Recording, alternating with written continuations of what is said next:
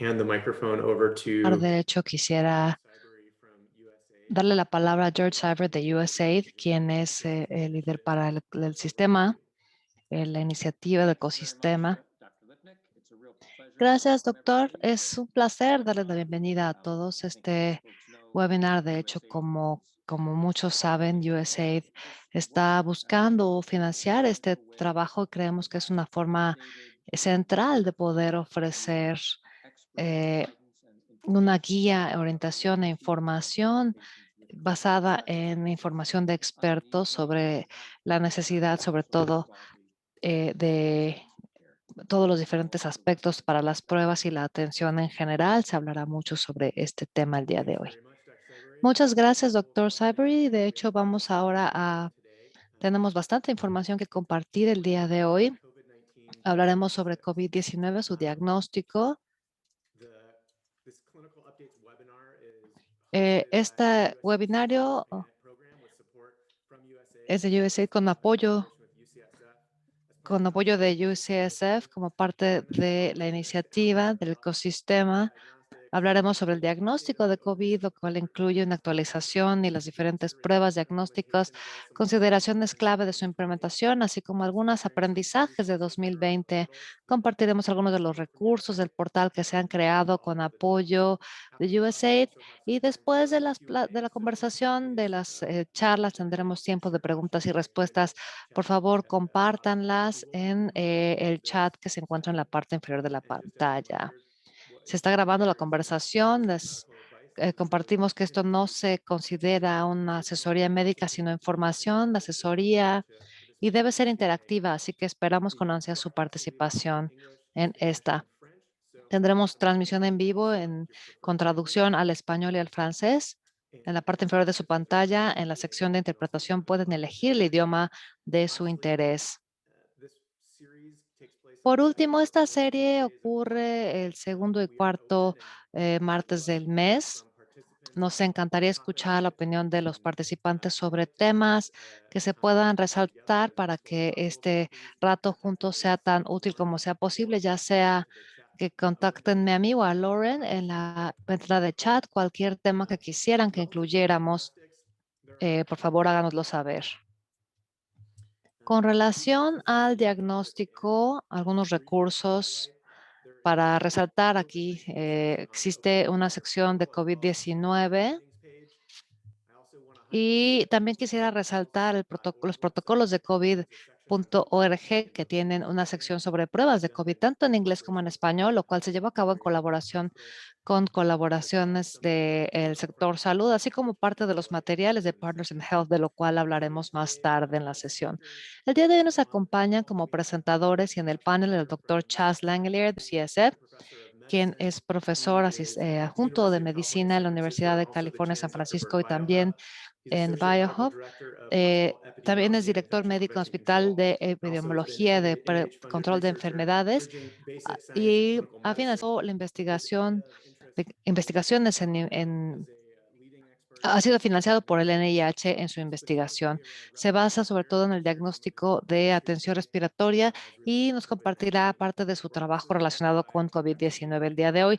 La doctora Nidia Correa también nos acompaña. Ella es microbióloga. Actualmente funge como directora adjunta del laboratorio en Partners in Health. Nidia además ha dado su asesoría técnica a Partners in Health Labs en diferentes países del mundo. Tiene una amplia nivel de experiencia en el diagnóstico y la implementación de los diagnósticos de COVID que compartirá el día de hoy con nosotros. También nos acompaña en el panel para las preguntas y respuestas Colleen Ben, directora de los servicios de laboratorio en el Centro de Servicios Chandler, también en Navajo Nation. Es un gusto contar con todos estos panelistas y a continuación le cedemos la palabra al doctor Langler para su presentación. Gracias, Mike. Y permítanme compartir mi pantalla. Bien. Hola a todos. Gracias por esta oportunidad de poder tener esta presentación sobre las pruebas de diagnóstico de COVID-19. Quisiera comenzar con algunos de los aprendizajes de 2020.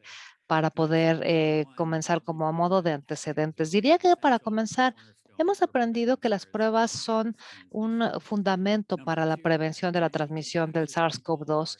En segundo lugar, muchas personas infecciosas son asintomáticas o presintomáticas, por lo que las pruebas, el monitoreo y la vigilancia son tan importantes. Número tres, los falsos negativos son comunes, aunque esto depende del tipo de prueba, el momento de la prueba con relación al inicio de los síntomas, así como el tipo de espécimen, ya sea nasofaringeo, orofaringeo, etcétera. Pruebas más frecuentes con pruebas rápidas menos sensibles puede ser tan efectivo como las pruebas más frecuentes, pero con pruebas más sensibles. Y por último, la mayoría de los pacientes pueden esparcir el virus por meses o semanas, pero casi no son infecciosos después de 10 o 20 días. Es decir, que después del primer diagnóstico no es tan necesario, de forma que podamos ahorrar recursos de pruebas. Quisiera resaltar aquí algunos puntos importantes antes de hablar sobre otros temas. Esto también se enfatizará al final. Pero como mencioné, muchas personas infecciosas en fase presintomática o sintomática, por lo que la gente que se debe probar suele ser aquellos que están hospitalizados o viven en algún entorno con muchas personas o trabajan con otros. A quienes no probar, generalmente aquellos que han tenido COVID-19 en los últimos 90 días que podrían ya no ser infecciosos. Las pruebas que se usan para el diagnóstico de COVID-19 agudo, PCR o amplificación de ácido nucleico es la más sensible, así como también pruebas de antígenos que son menos sensibles, pero también son más económicas y son rápidas. Un punto clave a enfatizar aquí es que las pruebas más frecuentes con pruebas menos sensibles puede ser tan efectivo como pruebas menos frecuentes, pero del tipo PCRS es decir, más sensibles. Por último, las pruebas de anticuerpos no son útiles para el diagnóstico agudo de COVID. Tienen mucho propósito para efectos de vigilancia epidemiológica, pero no para la fase aguda de la enfermedad. Con esto en mente, hablemos sobre algunos de los puntos importantes. Algo importante a considerar en la prueba de COVID, en primer lugar tenemos la amplificación del ácido nucleico. Esta es una prueba, se tiene también PCR, la prueba más común que detecta el ARN viral. Vemos aquí la prueba del instrumento de Cepheid Expert, que es un instrumento prototípico de PCR. La prueba de PCR funciona detectando regiones del genoma de ARN del virus. Vemos aquí 30.000 nucleótidos del virus, del genoma del virus en este diagrama, y distintas regiones son el blanco de estos ensayos de PCR. El segundo tipo de prueba es la prueba de antígenos, el cual detecta las proteínas virales en comparación con el ARN viral, como la proteína nucleocápsid o proteína S. Eh, la prueba de Abbott, por ejemplo, que se parece mucho a una prueba de embarazo donde se coloca una muestra obtenida por hisopo en el dispositivo para determinar positivo o negativo en cuanto al resultado. También están las pruebas de anticuerpos, las cuales detectan los anticuerpos humanos contra las proteínas virales. Hay una que se cuenta con cambios de moleculares o de color, etcétera, que nos permite conocer si es que se encuentran presentes los anticuerpos humanos. Una forma de ver las pruebas diagnósticas es considerar el límite de detección. ¿Qué tan bajo puede ser? ¿Qué tan poco virus se puede detectar con una prueba diagnóstica? Esto suele medirse en copias genómicas por mililitro. Esto es para las pruebas de anticuerpos. Del lado izquierdo tenemos las pruebas PCR, RT-PCR, que es el estándar de pruebas con un tiempo de entrega de aproximadamente 45 a 180 minutos. Puede haber más retrasos, claro, esto depende de la infraestructura y de cada laboratorio. A la mitad tenemos las pruebas rápidas de ácido nucleico, que es una prueba común como la de Abbott, que utiliza una amplificación con una lectura fluorescente en cosa de 15 minutos, aunque no es una prueba tan sensible. Toma 100 veces más contenido de virus para obtener pruebas positivas. Y por último, tenemos ya más hacia una menor sensibilidad las pruebas de oxígeno, de antígeno. Son rápidas, son económicas y como les mencionaré en un momento, tienen un escenario de uso importante para muchos de los casos, sobre todo cuando se tienen recursos limitados.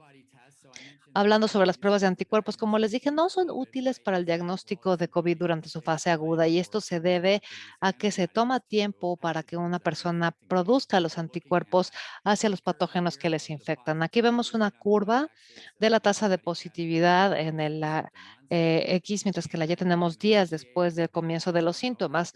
Como se puede apreciar, después de 7 días, menos de la mitad de las personas o aproximadamente la mitad de las personas mostrarán un IgG positivo, por ejemplo. Mientras que después de 14 días, aquí estamos hablando de que un 80% o más será el número, o si son 23 o más días, la mayoría de las personas que son inmunocompetentes estarán produciendo anticuerpos. No, por lo tanto, no es útil para la enfermedad aguda, pero sí para entender si es que alguien ya ha padecido de COVID. Ahora, por hacer un comentario aquí al margen, hablando de los usos potenciales de pruebas de anticuerpos, quisiera decir que el desempeño es variable. Este es un estudio llevado a cabo en UCSF durante el verano y en otras instituciones también, que en aquel momento analizaba la mayor parte de las pruebas de anticuerpos comercialmente disponibles. Dos puntos importantes de esta diapositiva. Número uno es que la sensibilidad es muy baja, muy en el comienzo, como ya había mencionado anteriormente, pero esto como vemos, hay una variabilidad notable entre las distintas compañías que producen estas pruebas, que son varias y por lo tanto es importante entender las características de desempeño de la prueba específica que están utilizando.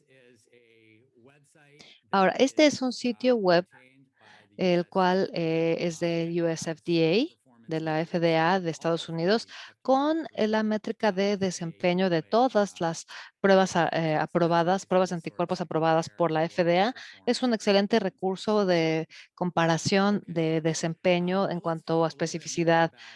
Ahora, hablemos un poco sobre las pruebas RT-PCR, porque para la mayor parte de la pandemia, este ha sido el tipo de plataforma de prueba que más se ha utilizado durante estos meses. Hablando de las pruebas de PCR, hay algo que se conoce como el umbral de ciclo para el valor CT. Es el valor CT o del ciclo del umbral. Se requiere una amplificación del ácido nucleico. En el caso de coronavirus, tomamos ARN viral que se extrae de una muestra nasofaringea de esputo, etcétera, y este se convierte en ADN para posteriormente amplificarlo con un número de ciclos que se conoce como reacción en cadena con un agente que dependiendo del tipo, de la cantidad de ARN presente en la muestra, esto nos da un número distinto de ciclos requeridos para obtener una señal. Entre más material de ARN haya en la muestra, menos ciclos se requieren para tener una señal fluorescente, mientras que si se cuenta con poco ARN en la muestra, se requiere de muchos ciclos el poder detectar algo, por lo que un valor más bajo del umbral de ciclo o CT significa menos virus en la muestra. Esto lo menciono porque hay quienes hablan de los valores de las pruebas, valores CT. Todos ustedes deben conocer bien estos valores y vale la pena mencionar estos valores CT durante nuestra conversación. Por ejemplo, si analizamos del lado derecho, aquí podemos ver la correlación inversa entre los valores CT y la carga viral. La cantidad de virus se encuentra en el eje X que aumenta de izquierda a derecha, mientras que el valor CT se reduce en el eje Y. Entre más bajo el CT, más virus en la muestra. Las líneas de distintos colores representan los diferentes hospitales donde que dan ensayos que detectan estas cargas virales. Y en su gran mayoría, como podemos ver, estas son muy similares con relación a la mayoría de los objetivos, con la excepción de la que tenemos abajo en rosa que es la polimerasa. Es el gen del genoma de coronavirus que por algún motivo no se expresa a niveles muy altos, por lo tanto el valor CT aquí es más alto en general para este blanco. No es un blanco común, por lo tanto, de ensayos PCR. Uno de los puntos importantes a tocar aquí es la sensibilidad de las pruebas PCR de coronavirus. Hay una que se basa muy relevantemente en el tamaño de la muestra. Esta es una recopilación de datos de diferentes estudios y básicamente aquí el mensaje es que una eh, muestra menor va a tener una mayor sensibilidad y más posiblemente detectará el virus. Después tenemos esputo, después tenemos una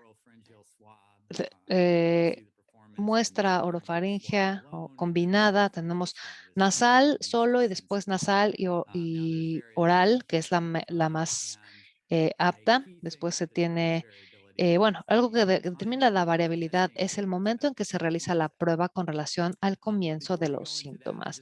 Antes de adentrarnos a esto, quisiera hacer un comentario sobre quién es que toma la muestra, lo cual no o quién realiza la prueba. Esto fue un debate eh, muy al comienzo de la pandemia. Las pruebas realizadas personalmente o autopruebas igual de efectivas que las realizadas por personal médico. Y aquí vemos una comparativa de una prueba tomada por un trabajador de la salud en el eje Y y los resultados de las pruebas de un paciente que recopiló por sí mismo sus muestras. Por un lado tenemos las muestras sobre la lengua, nasales y un poco más atrás, no en la área nasofaringea, pero un poco más atrás sobre la nariz. El mensaje aquí es que no es necesario ser un profesional de la salud para poder obtener una muestra efectiva. Los pacientes pueden tomar sus propias muestras y las nasales suelen tener un mejor resultado y ser más precisas con relación a la que toman los trabajadores de la salud. Algo que no es de sorprender, como lo dije en la última diapositiva, es que generalmente las pruebas solo orales no son tan efectivas. Los pacientes pueden hacer sus propias pruebas, por lo tanto, que resultarán tan eficientes como las que toma un trabajador de la salud, lo cual no es de sorprender porque no estamos hablando de algo muy altamente científico, solamente es recopilar una muestra del interior de la nariz.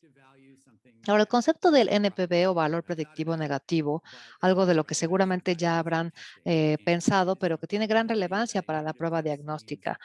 Una prueba negativa puede probabilísticamente significar que el paciente no presenta COVID. Es una métrica útil que vale la pena tener en cuenta porque varía dependiendo de la prevalencia de la enfermedad y la población y es un valor que nos da indicios de cuándo requerimos de una prueba más sensible. Cuando hablamos de una prevalencia de 1%, que es el caso en algunos países, en realidad no importa tanto cuál sea la sensibilidad de la prueba, el valor predictivo negativo será muy alto. Así que para estos efectos, si una prueba es negativa, hay poco virus circulando en esta población, por lo que la prueba negativa quizá implica que la posibilidad de que el paciente sea realmente negativo es muy alto. Aquí vemos que se va reduciendo el NPV cuando la prevalencia de la enfermedad va aumentando, cuando se tiene una mayor cantidad de coronavirus circulando en la población y las pruebas son menos sensibles. No es posible confiar tanto en un resultado negativo. Y esto es un punto que quería aclarar. Un punto clave aquí es, ¿realmente necesitamos una prueba de alta sensibilidad? Hemos hablado ya sobre los ensayos PCR, sus instrumentos relacionados, y a pesar de que estos están mucho más disponibles ahora que hace 10 años, siguen siendo instrumentos muy costosos que requieren de un laboratorio central y no están siempre disponibles en clínicas más pequeñas, áreas rurales, etcétera.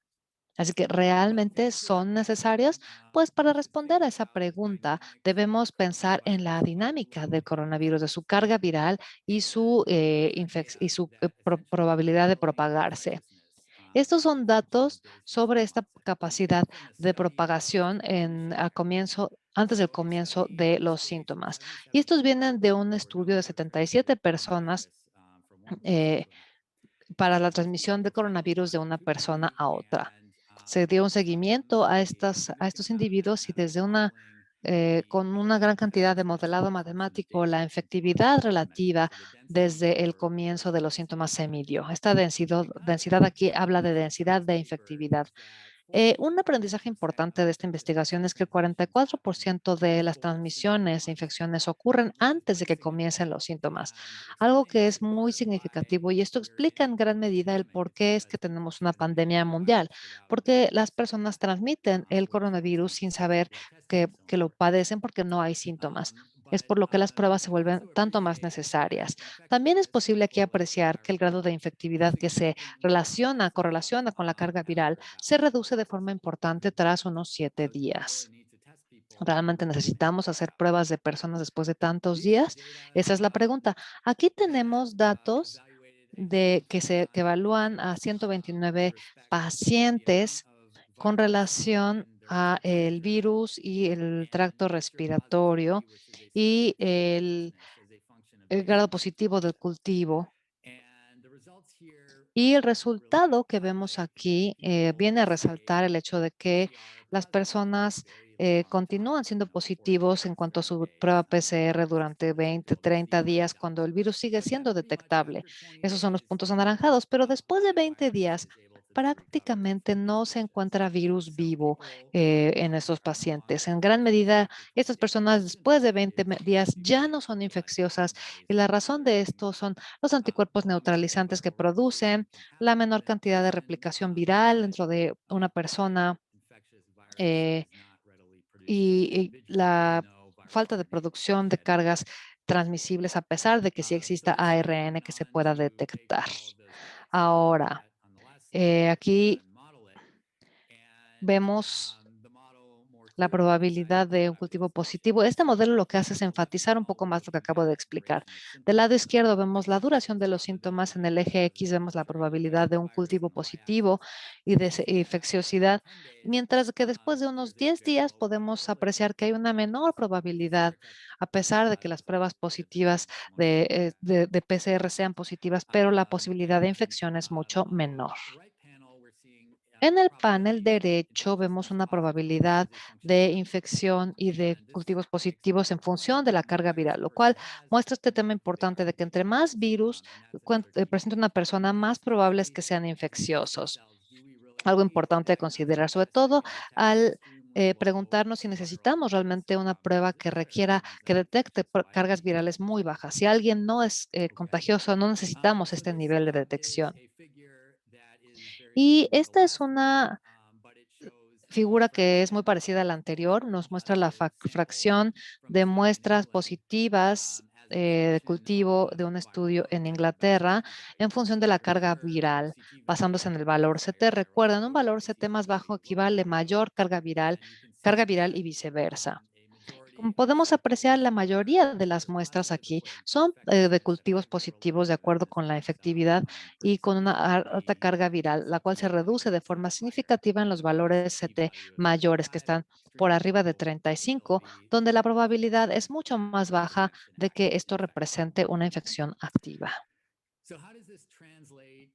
¿Cómo es que esto se traduce en qué tipo de pruebas diagnósticas son las más útiles y apropiadas para un cierto escenario? Bueno, vemos aquí otro diagrama en el que vemos la dinámica de la carga viral, la cual es muy similar al estudio de modelo que les mostré en una diapositiva previa. La carga viral aquí se ve representada por un número de puntos y vemos aquí también dos líneas de detección de límite. La gris, que es la más alta para las pruebas menos sensibles, como las de antígenos, mientras que abajo vemos una raya de color rosado, una línea que es para un ensayo mucho más sensible con un límite de detección menor. Ahora, en rosa vemos esta muestra hipotética obtenida, este cuadro, que es positivo. Aquí podemos ver que la persona tiene una alta carga viral, es altamente infecciosa. No importa qué tipo de pruebas esté usando, se va a... Esta es una persona infecciosa y en esta configuración, en este punto de tiempo de la infección, no importa si tenemos una prueba mucho más, menos sensible y mucho más económica, será efectiva. Aquí vemos eh, dos diferentes áreas. Vemos una del lado derecho que es alguien que sigue siendo positivo para el PCR a pesar de que no es infecciosa, que es un área que no nos interesa tanto para efectos de pruebas y no nos interesa tanto aquí la positividad en el ARN, puesto que esta persona ya no es infecciosa. Un área que sí es crítica y que podemos perder con una prueba menos sensible es el área de la izquierda, cuando todavía la carga viral es suficiente para el contagio, pero no para ser detectada por la prueba. Es una ventana crítica cuando solo tenemos una posibilidad de detectar a una persona con probable COVID,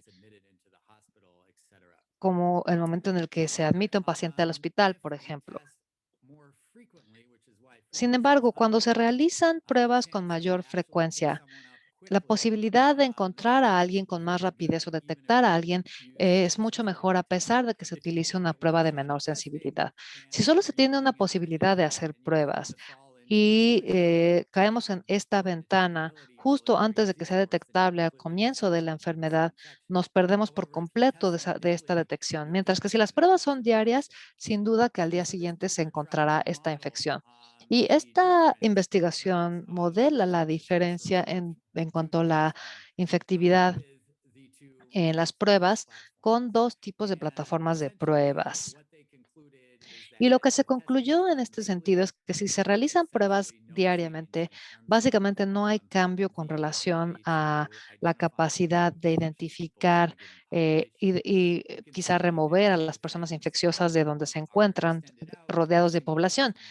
Mientras que si hablamos de pruebas una vez a la semana, vemos una mayor diferencia entre las pruebas de alta y baja sensibilidad. Aquí el aprendizaje es que más pruebas más frecuentes, pero con pruebas menos sensibles, podrán limitar o mejorar la forma en que se trabaja con los límites de detección.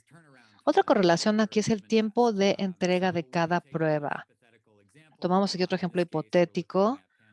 Aquí estamos viendo panel A, que es el punto verde, el mismo punto en el tiempo de la vez anterior. Si toma 2 días, por ejemplo, se tiene que enviar la muestra a el laboratorio y van a tardar 25 o 2 días en obtener los resultados. Esas 48 horas, esta persona será infecciosa y estará, básicamente es un tercio de su infección potencial que se estará exponiendo. Al esperar 48 horas, la posibilidad de que alguien transmita la enfermedad mientras está esperando sus resultados es mucho más alta. Este estudio, además, es un modelo del efecto, nos muestra el efecto de la reducción del retraso diagnóstico con una entrega más rápida de los resultados. Como vemos aquí, los resultados de las pruebas más sensibles en rojo y las más sensibles en gris, como podemos ver, a la capacidad de reducir el valor R de forma significativa cambia cuando se tiene una velocidad más rápida de diagnóstico. En muchos casos pasa una semana antes de que alguien reciba sus pruebas, sus resultados de pruebas, y estamos hablando de un retraso que eh, en realidad para efectos de ayudar, de quitar a una persona infecciosa de su entorno, es algo que es más delicado. Esto nos da nos muestra el valor de las pruebas rápidas. Volviendo a la prueba de antígeno, quisiera enfocarme en este estudio que es el Binax Now, un estudio que se llevó a cabo en San Francisco, en el distrito de Mission, es un estudio de vigilancia poblacional que comparó la prueba la prueba de antígenos con el PCR para distintas poblaciones. Y aquí el mensaje principal es que para situaciones con altos niveles de virus, entre las pruebas menos sensibles tuvieron tan buenos resultados como las de PCR. Vemos aquí los diferentes valores. Sí, aquí el objetivo es 35, que con base en los datos limitados que se tienen, se sugiere aquí que la posibilidad de contagio es mucho más baja. Y aquí vemos que solamente la prueba de antígeno se perdió de un caso, pero en general captó a prácticamente todos los pacientes que se presumían o se asumían como infecciosos. Y en los casos en que la carga viral es muy baja, las pruebas de antígeno, como vemos, prácticamente nunca detecta estos casos. Sin embargo, aquí el argumento es no nos importa tanto personas con una carga viral mucho menor, a menos que se encuentren en esta pequeña ventana al comienzo de la infección. Ahora, para resumir todo esto, ¿cuándo necesitamos de una prueba realmente sensible? ¿Cuándo necesitamos realmente capturar a la persona en esta ventana pequeña en la que pueden ser infecciosos pero no detectables y que aquí una prueba de antígenos o una prueba de PCR no lo detectaría? Se trata de una situación en la que solo se tiene una opción, una posibilidad de prueba y la persona se encuentra en un entorno de muy alto riesgo. Por ejemplo, cuando se le admite a un hospital. Cuando alguien tiene un resultado negativo, al momento de admitir a este paciente al hospital, este podría generar un foco grande de contagios porque la persona no está en aislamiento. También en otras áreas de alto riesgo como un asilo o en el caso de alguien que está trabajando en un entorno comunitario, interactuando mucho con otras personas y sus resultados negativos de la prueba podrían generar una transmisión. Pero ahora, para efectos de los estudios de vigilancia, en muchos de los casos de uso, y también aquí le agregaría en entornos con recursos limitados, entonces las pruebas de antígenos serán la mejor opción porque tiene una prueba de un tiempo de prueba más rápido y es mucho menos costoso. Ahora, hablando sobre las pruebas negativas y de con falsos negativos, esto ha estado en las noticias y además es algo que hay que tener en cuenta. Estas suelen deberse a contaminación en el laboratorio, sobre todo cuando hablamos de ensayos PCR, que son más sensibles y específicos a diferencia de otras pruebas.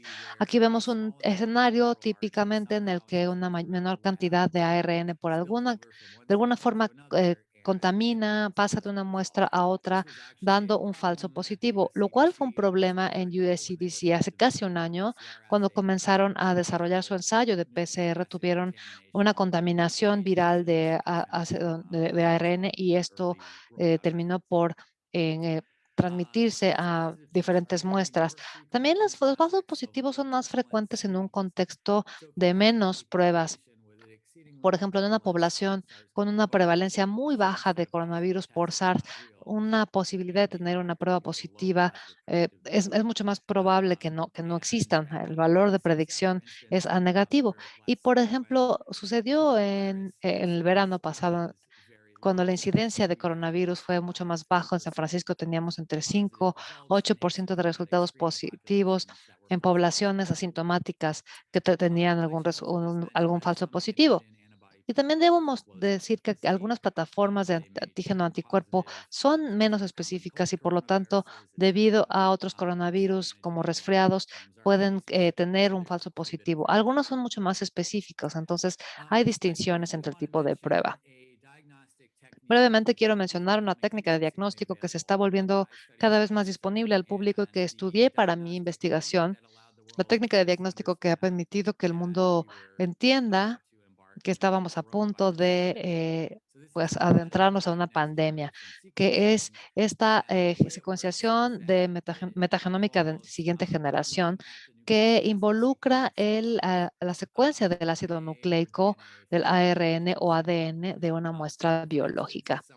Por ejemplo, cuando se tiene una prueba nasal por hisopo, como por ejemplo, en síndrome, la primera persona en Wuhan que tuvo estos síntomas, el ARN se extrae de esta muestra, esto se convierte en ADN complementario, el cual a su vez se descompone en sus distintos fragmentos y surgen unas reacciones bioquímicas, una serie de reacciones bioquímicas que permiten que la secuencia se decodifique en un secuenciador como el que vemos aquí del lado derecho, mm, que actualmente se está utilizando en diferentes países, en gran parte por la Fundación Gates. Ahora, eh, por esta secuenciación del genoma de cualquier muestra se puede identificar alineándose con los genomas de todos los microbios que se han secuenciado en el planeta.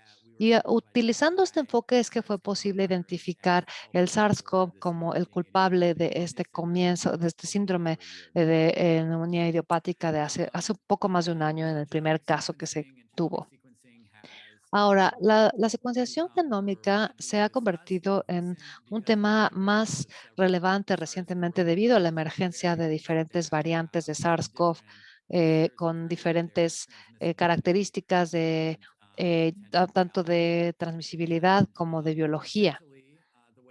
Y básicamente la forma en que estas variantes del virus se han identificado ha sido mediante la secuenciación genómica, con pruebas de muestras nasales que se extraen, por ejemplo, y se secuencian, y después es posible reconstruir el genoma del virus y buscar las diferencias y similitudes que ocurren entre ellas. Esto es, por ejemplo, un árbol de filogenia que se mantiene en una base de datos que se llama GICID, que captura prácticamente todos los genomas de coronavirus en todo el mundo. Aquí vemos el árbol de genomas de las secuencias en California.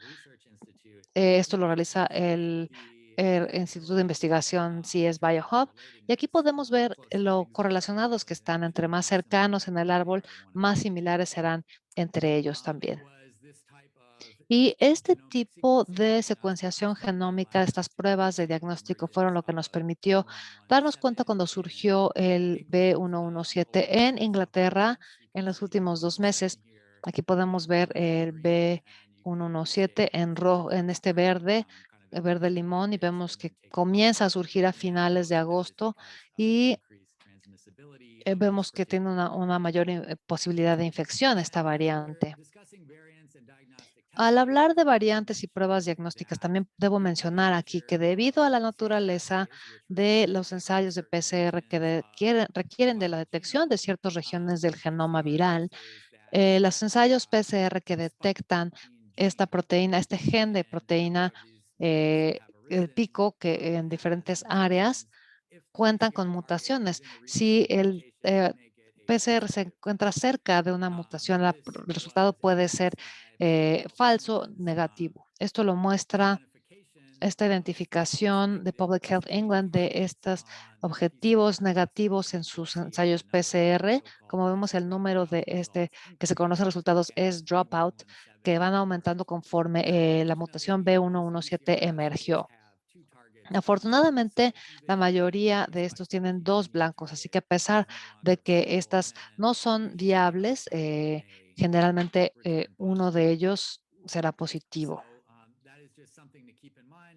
Algo a tener en mente cuando consideramos las pruebas diagnósticas. Creo que más adelante nos alejaremos un poco del uso del gen S como para las pruebas de amplificación de ácidos nucleicos. En resumen, veamos algunos puntos clave de nuevo. Muchas personas infecciosas son asintomáticas o presintomáticas. Esta es la razón por la que las pruebas son tan importantes para el control de la enfermedad.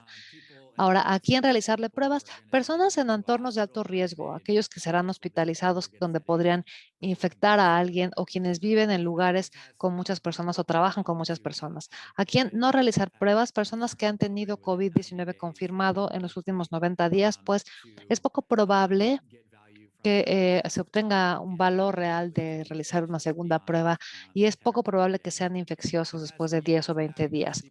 Pruebas para diagnosticar personas con COVID-19, prueba PCR o amplificación de ácido nucleico, que es la más sensible, pero también las pruebas de antígeno, a pesar de ser menos sensibles, son poco costosas y son rápidas.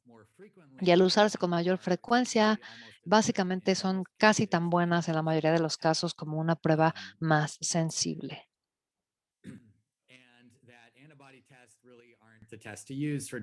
Las pruebas de anticuerpos no son de valor para el diagnóstico de un caso agudo de COVID-19. Esto es el final de mi presentación. Dejaré de compartir mi pantalla ahora. Muchas gracias, doctor Langlier. Vamos a pasar ahora con la doctora Correa. Si tienen alguna pregunta sobre esta presentación, por favor, escríbanla en el cuadro de preguntas y respuestas y la responderemos en un momento. Doctora Correa, Thank you. adelante. Thank Gracias. you. What I want to Y lo do que today is yo quisiera hacer el día de hoy kind of build more on es the presentation un poco presented desarrollar la today información del and presentación just to del doctor Chas share our y experience compartirles nuestra regarding the experiencia logistics en involved PIH, en la in porción Singapore. logística y operativa. So just let's go back to the main goal of the lab is Ahora, to hablemos del provide objetivo reliable, principal del accurate, laboratorio, que and es cost-effective proporcionar portion resultados de clinical pruebas testing. So oportunos next cuando son the importantes para powering decisiones design clínicas. and Además, a our goal. continuación, So there are many aspects of se tienen the distintos lab that we aspectos have to en have los laboratorios different clínicos, los stages, cuales hay que tomar en cuenta diagnostical, en las diferentes analytical, and fases, post-analytical, analítica, that preanalítica y all these postanalítica, factors en affect la cual todos the estos factores quality of the afectan la test. calidad de estos And as resultados de Dr. pruebas. Chas Y just como lo dijo el doctor explained now, Chas, que lo acaba de presentar in our lab, en nuestra PIH, en we were PIH, able to en mi institución, implement both the logramos rapid la test implementación tanto and de las pruebas the rápidas molecular test como de las pruebas in moleculares different countries in en different distintos areas. países So y I'm de going esto voy a to mostrar show you an ahora example of that. un So ejemplo. for this Para esta implementación se contaba con distintos retos. Para empezar, estaban las aprobaciones regulatorias de las nuevas pruebas rápidas. El año pasado, al comienzo de la pandemia, la OMS no permitía el uso de pruebas rápidas de antígeno y fue hasta septiembre que se tuvo una mayor apertura a permitir este uso de las pruebas de antígenos, las pruebas rápidas. También vimos algunos retos en la falta de infraestructura, en falta de espacio, equipo, reactivos, así como también la falta de de personal con la necesaria especialización para realizar los procedimientos PCR, así como una falta de sistemas de información para el reporte de resultados. Todos estos retos eran los que enfrentábamos y podemos decir aquí que hemos tenido éxitos. Uno de los que quisiera resaltar es el que se proporciona asistencia técnica y mentoría para todos nuestros sitios con apoyo de PIH en África y Haití, así como en Perú también. Esto también ayudó a generar mayor capacidad en Haití. Y mucho de esto se llevó a cabo en colaboración con el Ministerio de Salud, quienes nos apoyaron con la capacitación de nuestro personal de laboratorio. En un comienzo eh, utilizó el Patient Expert para SARS-CoV y el uso de estos cartuchos nos ayudó mucho a mejorar el tiempo de entrega de las pruebas. Con esta implementación fue posible aumentar la capacidad del laboratorio con relación al equipo de infraestructura y la capacitación del personal en las nuevas tecnologías era de gran importancia. Con esto, la función para RT-PCR ya en el laboratorio se pudo utilizar la tecnología para cualquier nueva eh, pico en las infecciones. Todo esto ya se mencionó, ya el doctor Charles lo ha mencionado, pero esto también es eh, parte de un resumen para complementar un poco lo que él nos dijo. Cuando se están implementando las pruebas, es necesario pensar en cuál es la razón de las pruebas, si se necesita para monitoreo, diagnóstico, vigilancia. Otra cosa que se debe tomar en cuenta es que las pruebas deben ser precisas, deben tener un tiempo de entrega que sea suficientemente bueno para los efectos de toma de decisiones clínicas. Por ejemplo, si estamos diagnosticando, lo cual ya se mencionó anteriormente, siempre se debe elegir una prueba más sensible pero cuando no se tiene acceso, por ejemplo, a una prueba manicular, entonces se puede usar una prueba de antígeno. La más utilizada es la prueba de antígenos para efectos de vigilancia. eh, y se tienen la prueba de antígenos también y PCR. Otros elementos a considerar es la capacidad de prueba, considerar el costo, la disponibilidad de las pruebas. Por ejemplo, para el RT-PCR son de muy buenos resultados, aunque la rapidez no es la óptima y viceversa. En cuanto al tiempo de entrega, lo cual también es de gran importancia, es necesario tener resultados rápidos en cosa de 1 a 3 días para efectos de decisiones clínicas, así como lo dijo el doctor Chas, para determinar la prevalencia de la enfermedad, tomando esto en cuenta al momento de seleccionar la estrategia que se va a utilizar.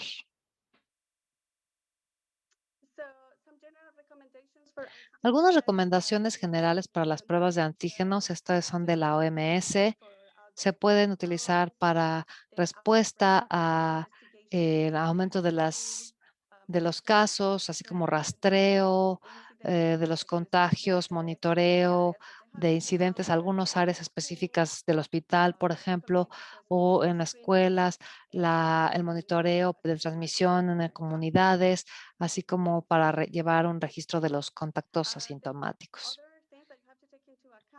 Otras cosas que se deben tomar en cuenta aquí son las pruebas.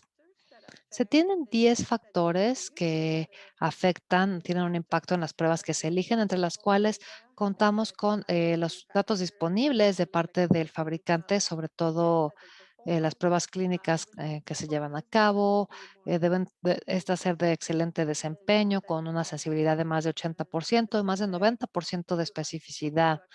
Se debe tomar en cuenta el estatus regulatorio, la FDA, las aprobaciones de la FDA o el CE, las pruebas técnicas, las capacidades del fabricante, el almacenaje, las condiciones de almacenaje, de recolección de las muestras, si es que todo está disponible como una solución integrada o se requiere de aumentar otros implementos, lo cual aumente el costo a su vez.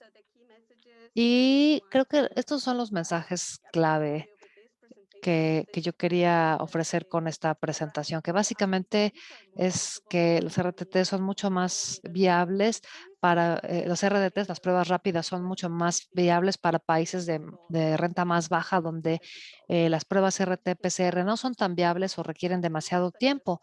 Hay que tomar en cuenta los factores locales, como la capacidad de prueba, los tiempos de entrega, la prevalencia de la enfermedad. Todo esto va a determinar la implementación de estas pruebas. Seguir las recomendaciones y la guía local de su Ministerio de Salud a nivel local, lo cual se lleva a cabo por medio de los laboratorios nacionales.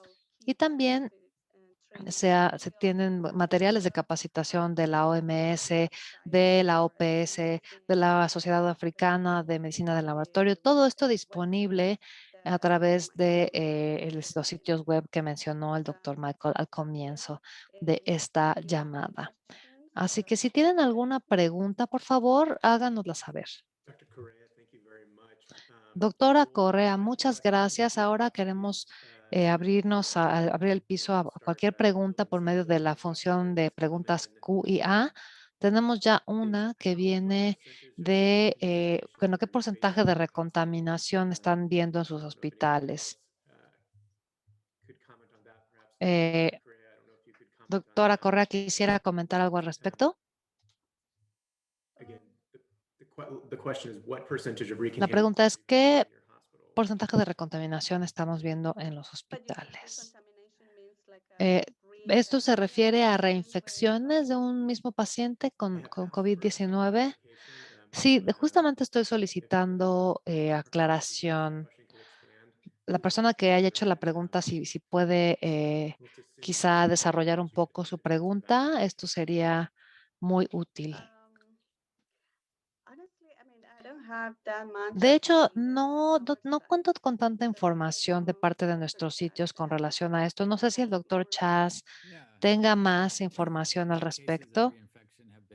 Bueno, los casos de reinfección sí se han descrito y parecen ser posibles más de 3 meses después de la infección inicial.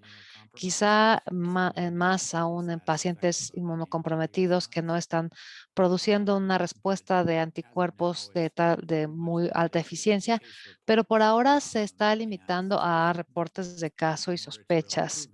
Para poder comprobar una reinfección sería necesario realizar una secuencia genómica que demuestre que se trata de un virus distinto que está infectando a esta persona. Okay, thanks for that. Muchas gracias. ¿Algún comentario sobre la disponibilidad global de los distintos diagnósticos y cómo esto ha cambiado desde el comienzo de la pandemia y hasta la fecha y lo que se pueda esperar para los siguientes meses y más allá? Yo podría comenzar en los países de ingreso más bajo, mediano y más bajo, que es con los que tengo experiencia. Cuando comenzamos hace un año en marzo, muy en el comienzo teníamos las pruebas rápidas que venían de Corea y de China, de Europa, pero había esta dificultad con relación a la porción regulatoria y también habíamos comenzado a evaluar algunos de los del desempeños que no estaban dando muy buenos resultados. Entendíamos que eran nuevos, pero muchos de los datos realmente no eran buenos. Eh, Encontramos una SD Biosensor en Corea que afortunadamente en septiembre, cuando MOH publicó su nota provisional sobre el uso de pruebas de antígenos, había dos, perdón, pruebas de antígenos en su lista de uso de emergencia, SD Biosensor eh, y también PanBio de Abbott. PanBio, de hecho, que es muy similar a Bionex, del cual ya habló el doctor Chas. Y para RT-PCR tuvimos muchos problemas con la cadena de suministro y con la capacitación y la infraestructura. Y no fue posible establecer, sino hasta diciembre en Haití, aunque en otros países ya están mucho más, bueno, en la mayoría de los países, de hecho, están mucho más centralizados en los laboratorios nacionales y en el caso de laboratorios privados que lo ofrecen. Eso es lo que yo sé desde la experiencia de África. No sé si el doctor Chas tenga algún otro comentario sobre el continente americano. No estoy tan familiarizado con la disponibilidad. Sin embargo, aún en los Estados Unidos, donde teóricamente se deberían tener todos los recursos disponibles, eh, cuando hasta hace unos pocos meses, incluso tener una prueba era algo difícil, era prácticamente imposible para alguien encontrar un centro de pruebas dispuesto a realizarle la prueba, sobre todo si eran asintomáticos. En algunas ciudades esto ha venido a cambiar conforme se están llevando a cabo más ensayos y pruebas de antígenos, más PCR y más antígenos que se tienen mucho más disponibles. Deberíamos ya tener esta posibilidad en la que cualquiera que desee una prueba pueda tener una prueba, porque esto haría una reducción, generaría una reducción más efectiva de la transmisión, sobre todo en el caso de, no sé, alguien que no haya recibido una vacuna y que vaya a estar expuesto a más personas. eh, thousands of people Esto depending podría afectar on a event. tantas personas dependiendo de So I think cuántas there's personas vayan a asistir a los eventos donde se Thanks for encuentren, that por really nice ejemplo. question. Our diagnostic Muy bien, centers are muchas also gracias. Las pruebas simultaneously de using diagnóstico SARS-CoV-2 que hacen as pruebas perhaps de also influenza an improvement in SARS-CoV al operating mismo tiempo schedules. están disponibles. ¿Y cuál sería el valor o el caso de uso para un diagnóstico de este Yeah. tipo? So there certainly are tests Sí, available to do existen this. pruebas There are disponibles. some PCR Eh, assays that have Hay algunas pruebas multiple PCR parameters que on them también tienen diferentes that include all objetivos, of the lo cual relevant incluye associated viruses. todos los virus I know of at least respiratorios one comunes. antigen Sé de assay cuando that tests menos for un ensayo coronavirus, de antígenos que hace SARS-CoV-2 and la prueba del influenza. SARS-CoV-2 y la influenza. These are not as widely available Estos no as están would tan be ideal disponibles, because sí they don't serían have ideales, sin things that are embargo, under control. It would conforme la be pandemia vaya particularly tests that estando más bajo just control, focused on a single creo pathogen que because va a really haber we want to mucho menos know what's enfoque en un causing some of patógeno these único, porque lo que differences. queremos es entender qué es lo que está Before causando la COVID, enfermedad respiratoria en una respiratory persona. infections were Aún usually antes del caused death in COVID, low and middle de la income COVID, countries. estas infecciones respiratorias ya eran una causa importante de enfermedad y decesos en países de renta media. Así que es Tests are on the way, but importante they're ver still qué es lo que lo somewhat está limited. provocando. Se tienen algunas pruebas que están Thanks for en that. proceso de, And pero todavía what's les the falta. clinical implication ¿Cuál in es terms la of transmission implicación when clínica en when a cuanto a subset has transmisión? negative antigen Cuando una serotype muestra tiene, por and ejemplo, se CT is muestra greater than or equal to eh, 40?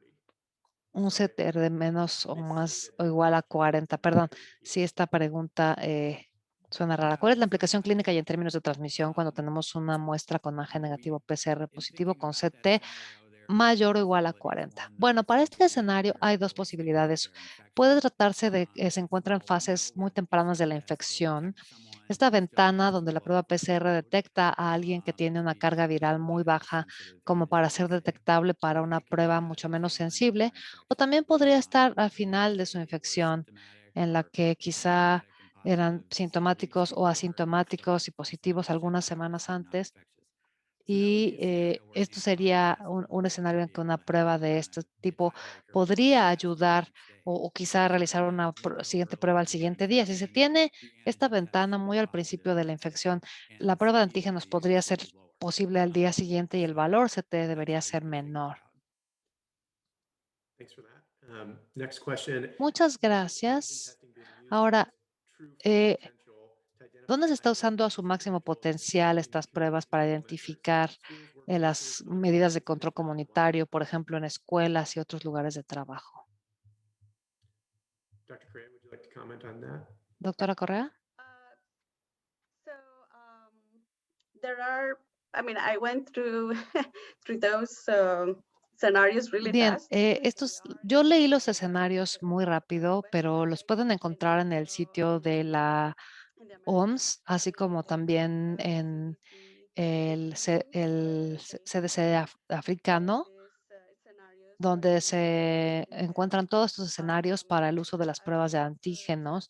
Y como lo dijo y lo presentó ya el doctor Charles, estos son útiles, tienen su utilidad en la detección de personas altamente infecciosas.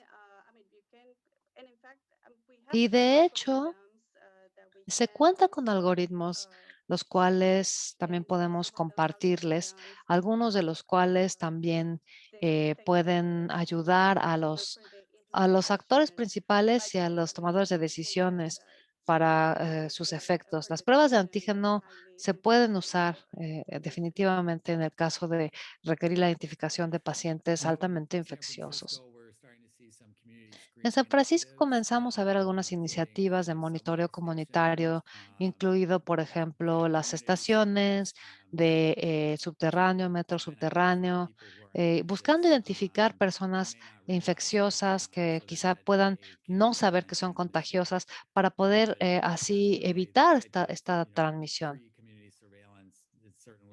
Comienza con la posibilidad de acceder a este tipo de pruebas de monitoreo gratuitas para todos.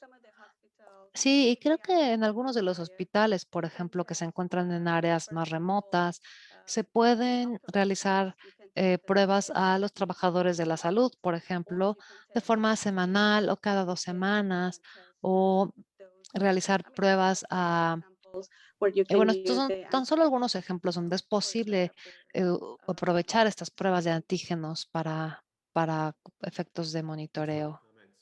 We're up to the top of Gracias. the hour.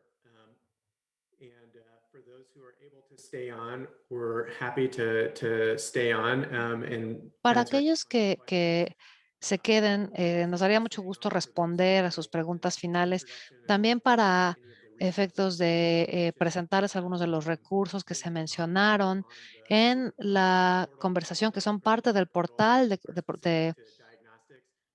y algunos que son más específicos para diagnóstico. Así que por favor, permanezcan con nosotros para hablarles de estos recursos.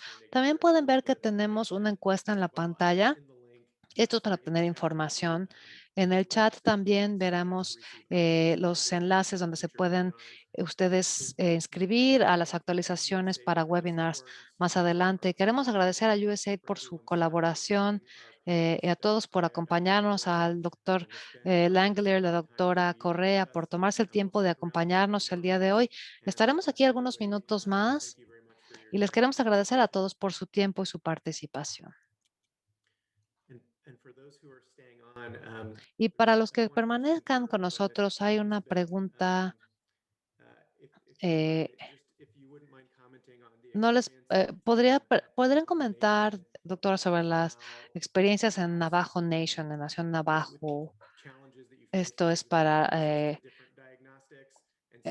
con relación al diagnóstico, es para la doctora Colleen Ben, para efectos operativos y cómo es que se anticipa que esto vaya a resultar. Cualquier comentario que nos tenga será de mucho interés.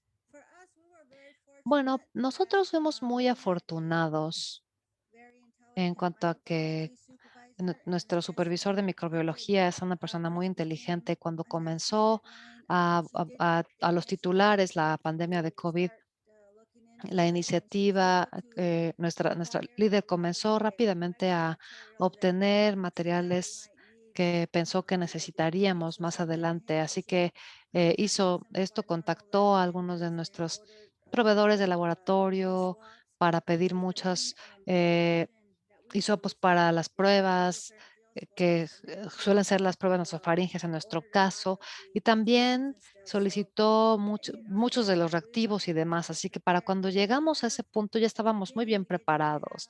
En un comienzo no teníamos métodos de prueba y estábamos enviando absolutamente todo a los laboratorios de referencia, en nuestro caso Labport. Más tarde, aunque ya teníamos un experto en genética en nuestro laboratorio, no contábamos con los cartuchos para pruebas y nos decían que venían y no lo estábamos logrando. Y no fue sino hasta finales de abril o comienzos de mayo que por fin logramos tener un cartucho específico para SARS y comenzamos a usarlo, lo cual fue muy útil también porque nuestras instalaciones también establecieron un protocolo por niveles para la realización de pruebas para los pacientes. Y al mismo tiempo pudimos obtener algunos otros, los IV Now, que es el otro mecanismo, que son los sistemas que tenemos para nuestras pruebas. Y todo esto nos funciona muy bien, pero sí quisiera mencionar con relación a, alguien me preguntó sobre si había una plataforma, alguien preguntó sobre si había una plataforma que permita identificar otros agentes respiratorios además del SARS.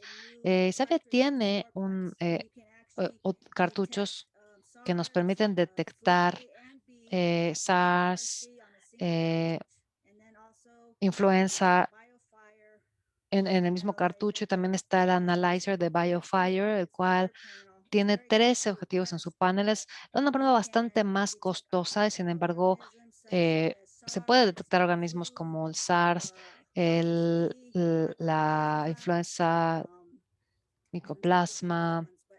Estoy tratando de pensar en otros. Son 13 temas los que tiene, así que, y como les dije, tenemos diferentes mecanismos de pruebas de pacientes. Lo que queríamos era que contábamos con inventario, un proceso de inventarios diarios que llevamos a cabo en el que tomamos notas sobre las pruebas realizadas y las plataformas. Y aún actualmente contamos con esto y seguimos monitoreando también cuántos proveedores tenemos, de forma que no nos quedemos sin personal. No sé si esto responde la That was great. pregunta, pero That was Ben. sí, muchas, So muchas at this gracias. point, I'm going to go through just a quick walkthrough through some of the Ahora resources that are quisiera online. mostrar algunos de estos And recursos I want to en thank línea. everybody again for taking the Y time. quisiera de nuevo agradecer a Dr. todos Stetson, por su Dr. Langler, tiempo. Dr. Correa, Doctor thank you Langler, so doctora much Correa, muchas gracias de nuevo for joining us today, por for those of us who acompañarnos remain este día. online Y to para share quienes with quieran others just a permanecer con glimpse of the nosotros, resources that have pueden been hacerlo. Les voy a dar una pequeña lista de I'll be sharing my recursos screen here. a modo demostrativo. Así que So you should now see the Open Critical Care portal. deberían ver So ahora for those of el you who haven't been portal here, de welcome to the Open Open Critical Critical Care Care. portal. Para quienes This is no lo a hayan site visto that we antes, created with support bienvenidos a este from sitio que USAID, creamos con partnering with el STAR apoyo and de other USAID, collaborators to try to STAR y create otros a colaboradores para repository of buscar critical generar communication un material repositorio associated with de emphasis on material de respiratory care capacitación and importante con COVID. énfasis en la atención Although respiratoria the scope y of la that has COVID, become aunque significantly su broader, alcance we're realmente se trying to ha use this ampliado site to bastante y estamos house materials buscando that we aprovechar find este sitio specifically para during the contener pandemic. los materiales que sean de So let's utilidad, take sobre a todo quick durante la listen to pandemia. Dr. Ahora, hablando Stetson sobre la highlight conversación del just a día de hoy couple sobre of el features on diagnóstico the de site. COVID, One solo para is already resaltar aquí un par de underway. There puntos. is Desde el comienzo here podemos ver que se tiene un that formulario de you can registro donde receive ustedes updates pueden and emails, ingresar su as dirección de well as correo para emails obtener via invitations to webinars. actualizaciones y correos electrónicos. Aquí también There's a recibirían link on the homepage to a invitaciones a los presentation page. So webinars. we'll go ahead and click here. And on Ahora, this page is a menu of haciendo tools clic for your aquí, vemos training un on menú the web. de And capacitación, for COVID material diagnostics, educativo de using an Internet alternative. para diagnóstico de COVID. Se So tiene what este you'll otro see panel donde pueden hacer clic. are, again, mostly Aquí lo que podemos ver, la mayoría son materiales de capacitación. En su gran mayoría los pueden organizar ustedes por idioma, por nivel. Se puede seleccionar los diferentes materiales de capacitación que se hablaron el día de hoy, tales como los cursos de capacitación, algunos de los materiales de diagnóstico creados por Partners in Health. Y también vemos hasta abajo algunos recursos complementarios, como este vínculo que nos lleva al Centro de Recursos de COVID-19 en la página web. Aquí vemos todo el contenido que se presenta aquí, así como una lista de todos los recursos. Cuando lo filtramos por diagnóstico, por ejemplo, nos muestra todos los diferentes recursos del portal. Material de capacitación y otras de ASLM y de otras autoridades, así como material de referencia, artículos, libros, información sobre los diagnósticos más recientes, dónde encontrarlos, su sensibilidad, etcétera.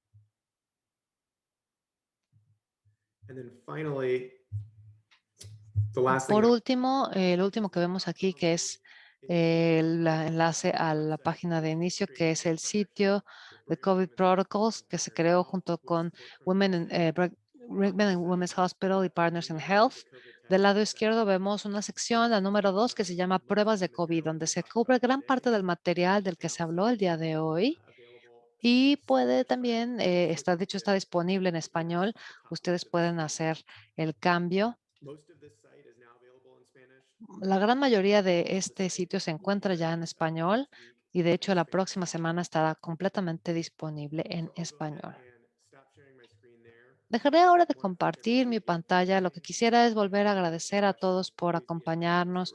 Cualquier pregunta adicional que tengan, no duden por favor en contactarnos. Muchas gracias. Muchas gracias y cuídense.